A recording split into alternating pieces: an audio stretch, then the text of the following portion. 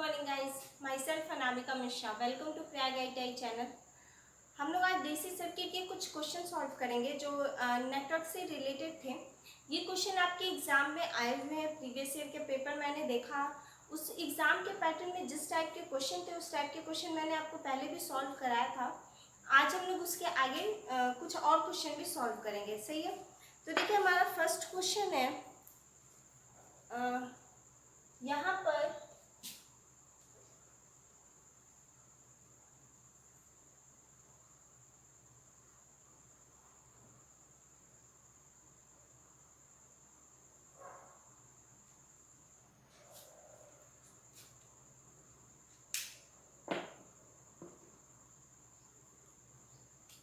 यहाँ पे 30 वोल्ट की एक बैटरी लगी हुई है।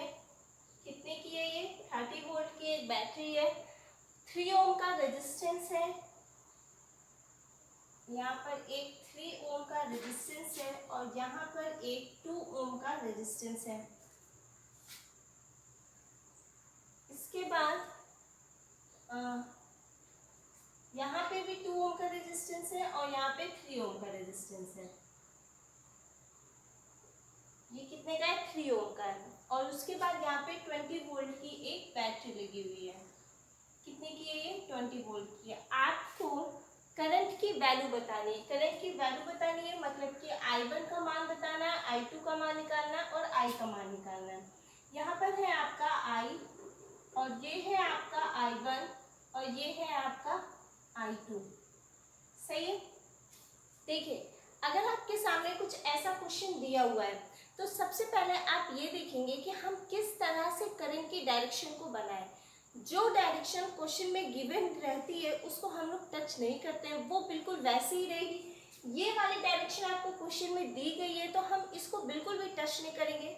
बाकी हम इन दोनों के करंट की डायरेक्शन को किसी भी डायरेक्शन में बना लें, ऐसे मुँह कर लें, ऐसे कर लें, मतलब जैसे हमारा मन करे हम वैसे कर लें, आंसर सबका सेम ही आएगा।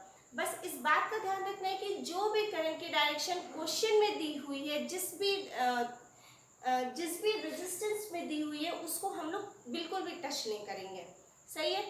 तो देखिए, ये हो गया हमारा I1, I और I2। यहाँ पे अब आपको I फाइंड करना है। तो सिंपल सी बात है कि अगर कोई भी डीसी सर्किट आपके सामने एक रखी हुई है जहाँ पे आपको करंट निकालना है और रेजिस्टेंस दिया हुआ है, तो आप ये सोचिए कि अगर हम उस सर्किट का या उस पॉइंट का वोल्टेज भी निकालने तो according to Ohm's law I = V/R करके हम लोग क्वेश्चन को सॉल्व कर लेंगे। तो सबसे पहले हमें ये पता होना चाहिए कि ये जो जंक्शन है ना, इस जंक्शन पे वोल्टेज कितना है। तो वोल्टेज तो हमें दे नहीं रखा है तो हम लोग मान लेते हैं कि वहाँ पे वोल्टेज कितना है? V है। अब देखिए, अब हम लोग इक्वेशन लिखना स्टार्ट करेंगे। तो सबसे पहले इनकमिंग करंट = आउटगोइंग करंट। तो इनकमिंग करंट मतलब कि जंक्शन की तरफ कौन कौन से किरचॉफ लॉ क्या कहता है? यही तो कहता है ना कि इनकमिंग करंट = आउटगोइंग करंट, मतलब कि कौन कौन सी करंट जो है वो जंक्शन की तरफ आ रही है और कौन सी करंट जंक्शन से बाहर जा रही है। तो आप यहाँ पे देख रहे हैं कि जंक्शन से बाहर तो ये I जा रही है और आ कौन सी रही है? I1 है और I2 भी बाहर ही जा रही है। तो हम लोग क्या लिख सकते हैं इक्वेशन? यहाँ पे देखिए, according to Kirchhoff law,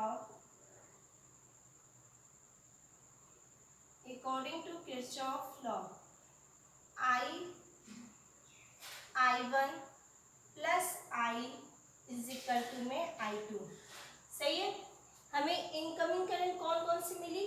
I1 milli. I1 जो थी वो जंक्शन की तरफ जा रही थी। I मिली और I1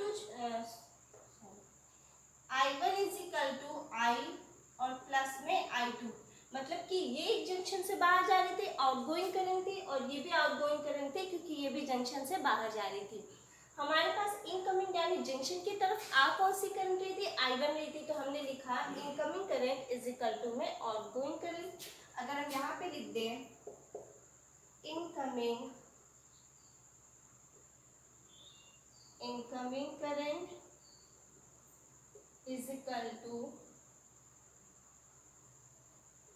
outgoing current. Current is equal to में आउटगोइंग करंट। तो इस I1 की वैल्यू को लिखते हैं। इस I1 की वैल्यू को लिखने के लिए सबसे पहले हम लोग ये देखेंगे कि ये I1 चलनी कहाँ से स्टार्ट हुई है। ये स्टार्ट कहाँ से हुई है, इस 30 वोल्ट से हुई है और ख़त्म कहाँ पे हो रही है, V पर जाकर हो रही है। तो हम I1 की वैल्यू को क्या लिख सकते हैं, 30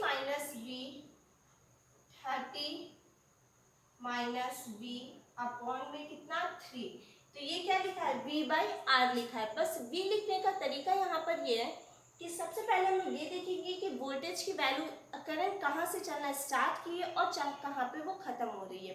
तो अगर I1 का हम देखें तो यहाँ 30 वोल्ट से चलना स्टार्ट की थी और इस जंक्शन पे जाकर के वो मिल गई है, मतलब कि -V अपॉन में 3 इज इक्वल टू I। देखिए I कहाँ से चलना स्टार्ट की है, V से, और यहाँ पे कोई और वोल्टेज तो दे नहीं रखी है। ये कितना है, ये तो 0 वोल्ट हो गया मान लीजिए, अगर हम रेफरेंस में मानेंगे तो यहाँ पे कितना हो जाएगा, V अपॉन में रेजिस्टेंस की वैल्यू कितनी है 2 प्लस I2 की वैल्यू क्या दे रखी है, ये I2 मतलब कहाँ से चलना स्टार्ट हुई है, V से, और कहाँ खत्म हुई है 20 पे, मतलब कि V -20 अपॉन में कितना है 2 है। इतनी बात करते हैं। अगर आप लोग ये इक्वेशन दोनों लिखना सीख गए, मतलब समझिए क्वेश्चन सॉल्व हो गया। अब देखिए, अब हम यहाँ पर इसको सॉल्व करेंगे तो यहाँ पे लिख सकते हैं 30 माइनस 3 इज इक्वल टू में 2, यहाँ पे एलसीएम ले लीजिए, V प्लस V माइनस 20, सही है। अब देखिए इसको अगर ऐड कर देंगे तो यहाँ पे लिखेंगे 30 माइनस V अपॉन में 3 is equal to 2V minus 20 upon में 2, सही है, 2V माइनस 20 अपॉन में 2। अब देखिए यहाँ पे क्रॉस मल्टीप्लाई करेंगे, और क्रॉस मल्टीप्लाई अगर हम करेंगे तो क्या लिख सकते हैं, यहाँ पे लिखेंगे 2 और ये हो जाएगा 30 minus V is equal to, इधर जाएगा 3 मतलब कि 3, और यहाँ पे हो जाएगा 2V माइनस 20, सही है। अब देखिए अंदर मल्टीप्लाई करते हैं तो ये कितना हो जाएगा 60 minus 2V is equal to, ये कितना हो जाएगा 6V माइनस 60, सही है। वोल्टेज को हम एक साइड ले आए। अब देखिए ये हो जाएगा 60 और ये प्लस में इधर आएगा तो 60 और इज इक्वल टू 6V, ये प्लस में इधर आएगा तो प्लस 2V, तो ये हो जाएगा 120 और ये हो जाएगा 8V। तो V इज इक्वल टू हम क्या लिख सकते हैं 120 अपॉन में 8। अगर हम 4 से काटे तो कितना आया, ये 15 आया वोल्ट, मतलब V इज इक्वल टू कितना लिखा हुआ है 15 वोल्ट लिखा हुआ है, सही है। V इज इक्वल टू कितना लिखा हुआ है 15 वोल्ट लिखा हुआ है। अब हमसे पूछ क्या रहा था, तीनों रेजिस्टेंस में करंट की वैल्यू पूछ रहा था। तो सबसे पहले अगर हम लोग देखिए, सबसे पहले अगर हम लोग I1 की बात करें तो I1 का इक्वेशन क्या दे रखा है 30 माइनस V अपॉन में 3। तो हम लोग यहाँ पे क्या लिख सकते हैं, I1 is equal to 30 minus V upon में कितना 3।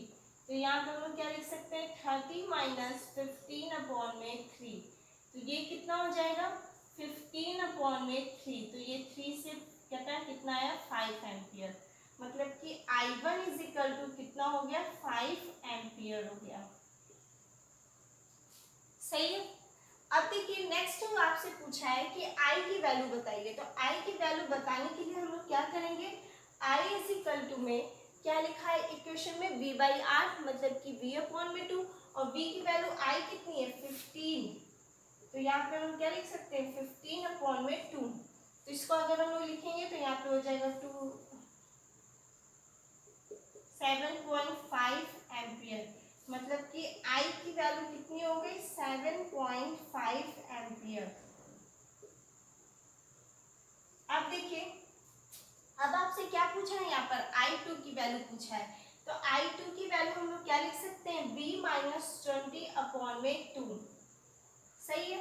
तो V की वैल्यू कितनी दी हुई है 15 माइनस 20 अपॉन में 2, मतलब कि -5 अपॉन में 2, मतलब कि ये हो जाएगा 2.5 एम्पियर, सही है। तो I2 इज इक्वल टू हम लोग लिख सकते हैं -2.5 एम्पियर। -2.5 एम्पियर। सही है। इस तरह से हम लोग I1, I2 और I कोई भी वैल्यू आपसे पूछे आप निकाल सकते हैं। अब देखिए नेक्स्ट को, इसको हम लोग किसी भी तरीके से कर सकते हैं। ये मैंने आप KVL से भी कर सकते हैं, KCL से भी कर सकते हैं, और हाँ, ये दो तरीके से आप लोग इसको सॉल्व कर सकते हैं।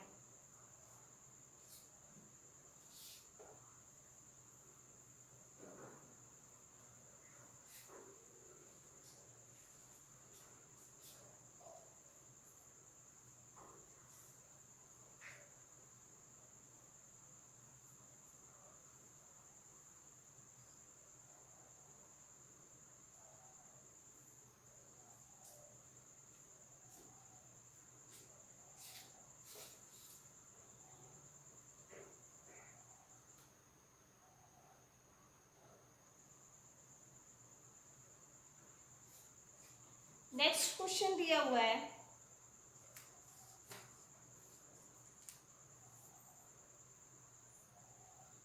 यहाँ पे 35 वोल्ट की एक बैटरी लगी हुई है। कितने की है ये? 35 वोल्ट। और यहाँ पर 3 ओम का एक रेजिस्टेंस है। यहाँ पर भी एक रेजिस्टेंस लगा हुआ है। कितने का? ये 2 ओम का रेजिस्टेंस है। यहाँ पर भी एक रेजिस्टेंस लगा हुआ है। कितने का? ये 4 ओम का है। और 40 वोल्ट की एक बैटरी लगी हुई है। सही है। अब देखिए, आपको यहाँ पर वैल्यू बतानी है। कितनी बतानी है? I1 की वैल्यू बतानी है। ठीक है, हम तीनों ही निकाल देंगे, क्या करना है। और यहाँ पर आपको दिया हुआ है I2, और यहाँ पे ये दे रखा है आपको I3। इस क्वेश्चन में भी सबसे पहले आपको ये ध्यान रखना है कि हम लोग क्या निकालना है, यहाँ वहां पर वोल्टेज निकालना है। अगर हमें जंक्शन का वोल्टेज पता चल जाएगा तो हम लोग कोई भी करंट की वैल्यू निकाल सकते हैं। सिंपल सी बात है। तो यहाँ पे हम लोग मान लेते हैं कि जंक्शन का वोल्टेज कितना है? V दे रखा है। सही है, जंक्शन का वोल्टेज कितना है? V दे रखा है। अब देखिए, इक्वेशन अगर लिखेंगे तो यहाँ पे क्या लिखेंगे? I1 इज इक्वल टू में I2 plus I3 according to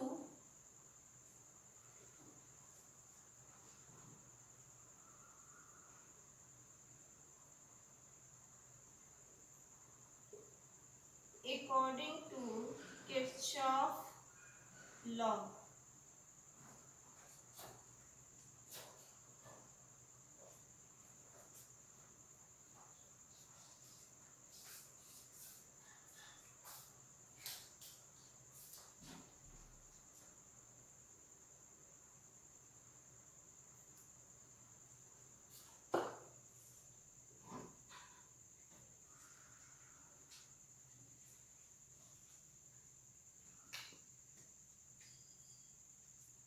क्या लिख सकते हैं हम? अकॉर्डिंग टू किरचॉफ लॉ अगर वैल्यू लिखेंगे तो I1 इज इक्वल टू में I2 प्लस में I3। कैसे? क्योंकि इनकमिंग करंट कौन कौन सी है जो जंक्शन की तरफ जा रही है? कौन सी है? I1 है। और आउटगोइंग करंट कौन सी है? I2 है और I3 है। तो हम यहाँ पे क्या लिख सकते हैं? Incoming current is equal to outgoing current. Incoming current is equal to में क्या हो जाएगा हमारा? Outgoing current. सही है। अब देखिए, इसको सॉल्व करते हैं। अगर I1 की वैल्यू हम लोग देखेंगे तो कहाँ से स्टार्ट हुई है? 35 वोल्ट से, और कहाँ खत्म हुई है? -V अपॉन में क्या है हमारा? 3 इज इक्वल टू I2 कहाँ से स्टार्ट हुई है? I2 स्टार्ट हुई है V से, और अपॉन में क्या है? 2 प्लस I3 कहाँ से स्टार्ट हुई है? I3 स्टार्ट हुई है V माइनस 40 अपॉन में 4। सही है। अब देखिए, हम लोग इसको सॉल्व करते हैं। ये हो जाएगा आपका इसको अगर कैंसिल कर दे, चाहे रहने दीजिए, इसको रहने देते हैं। देखिए यहाँ पे हो जाएगा 35V माइनस V अपॉन में 3 इज इक्वल टू ये हो जाएगा हमारा 4 और ये हो जाएगा 2v प्लस ये इससे कैंसिल होगा और यहाँ हो जाएगा v माइनस के 40। ठीक है, अब देखिए कुछ क्या कट तो रहा नहीं है, तो हम इसको क्या कर लेंगे, क्रॉस मल्टीप्लाई करेंगे। जब क्रॉस मल्टीप्लाई करेंगे तो यहाँ पे देखेंगे ये 4 जो होगा वो यहाँ पे होगा और यहाँ कितना होगा 35v माइनस v, और इसका मल्टीप्लाई इसमें ये 2v और v कितना हो जाएगा 3v। अगर हम एक स्टेप और यहाँ पर लिखें तो इसको हम कैसे लिख सकते हैं, ऐसे लिख सकते हैं, ये हो जाएगा 3v माइनस 40 अपॉन में 4। सही है, एक स्टेप और लिखें तो अब देखिए इसका मल्टीप्लाई इससे की, इसका मल्टीप्लाई इससे, क्रॉस मल्टीप्लाई कर देना। तो 3 को अगर हम लोग यहाँ पे रखें और अंदर क्या लिखें 3v माइनस 40, अब मल्टीप्लाई कर देते हैं, ये कितना हो जाएगा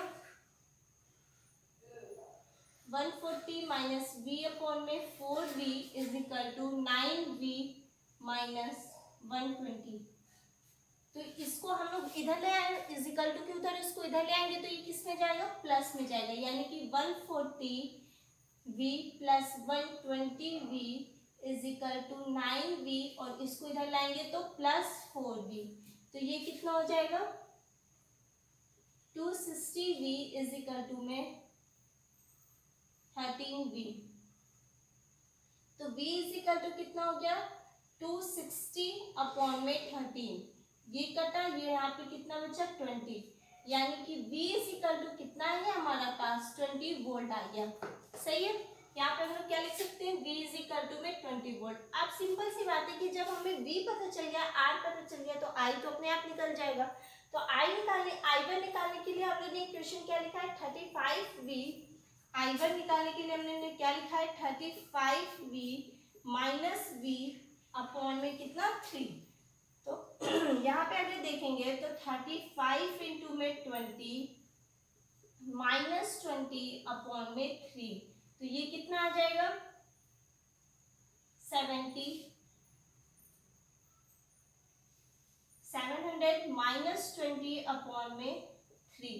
मतलब हम लोग यहाँ पे क्या लिख सकते हैं I1 इज इक्वल टू, वो माइनस होगा तो कितना हो जाएगा 680 अपॉन में 3 एम्पियर।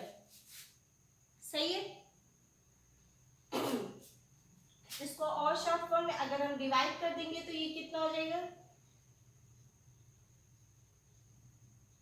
0.6 एम्पियर। इतनी वैल्यू आएगी, किसकी आएगी I1 की आएगी। अब देखिए अगर हम यहाँ पे बात करें I2 की, तो I2 इज इक्वल टू हम लोग क्या लिखे V/2, और V की वैल्यू कितनी दी हुई है 20 अपॉन में 2, मतलब कि हम इसे कितना लिख सकते हैं 10 एम्पियर। सिंपल। इसके बाद किसकी वैल्यू दे रखी है I3 की वैल्यू दे रखी है, तो I3 इज इक्वल टू क्या है V माइनस 40 अपॉन में 4।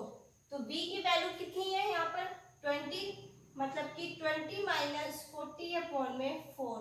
इसको हम लोग कितना लिख सकते हैं, ये हो जाएगा हमारे पास माइनस 20 अपॉन में 4, ये कितना हो जाएगा -5। मतलब कि माइनस क्या प्रदर्शित कर रहा है कि करंट की डायरेक्शन जो है वो अपोजिट है, I3 इज इक्वल टू -5। बाकी माइनस का कोई मतलब नहीं होता है।